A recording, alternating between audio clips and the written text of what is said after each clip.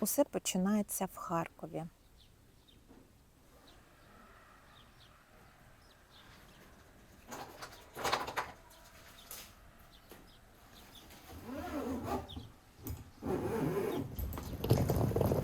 І прямує в Італію, в П'ємонт, до художньої резиденції. Поки ви роздивляєтесь цей простір разом зі мною, я розкажу вам його історію. Земля під моїми ногами має залізний і молитовний присмак. У 707 році лангобардійський лицар Гаудері, жорстокий генерал королівської кінноти, який звик до крові та завоювань, потрапив на цих землях у смертоносну пастку. Важкопоранений серед боліт біля річки По, на межі життя і смерті, він пообіцяв Богові: якщо виживе, то засипле свій меч землею назавжди. І він стримав слово абсолютно буквально. Колишній генерал зняв обладунки, одягнув просту рясу і став першим абатом монастиря святого Архангела Михаїла в Лючедіо.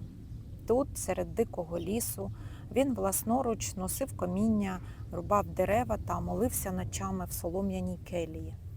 На його щирість прийшли інші воїни, створивши сильну громаду. З часом усе змінилось. У 843 році імператор Лотар І дарував монастирю мощі святого Женуарія. Це місце перейменували, і сюди рушили тисячі паломників.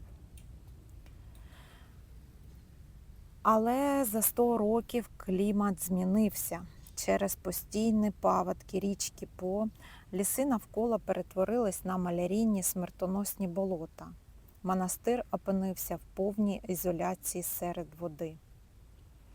Рятувати регіон у 1123 році прийшли ченці-цистеріанці, найкращі гідротехніки середньовіччя. Сотні монахів взялись за лопати.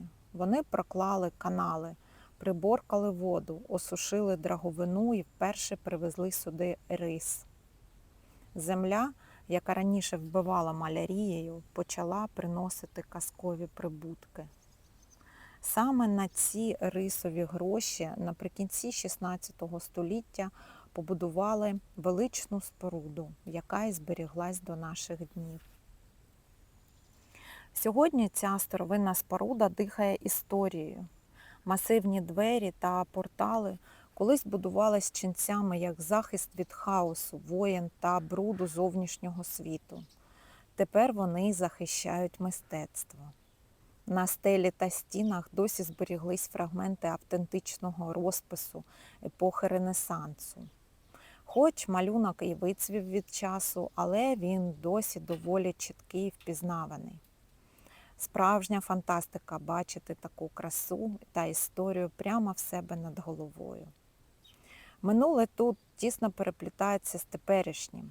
Куратор резиденції Даніель своїми руками буквально вдихає нове життя в ці стародавні стіни.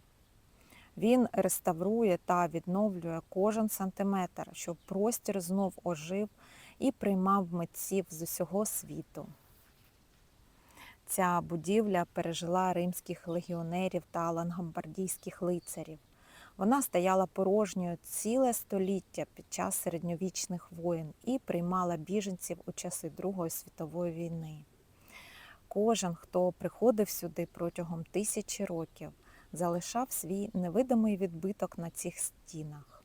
І у цей серпень 2026 року свій слід тут залишу і я.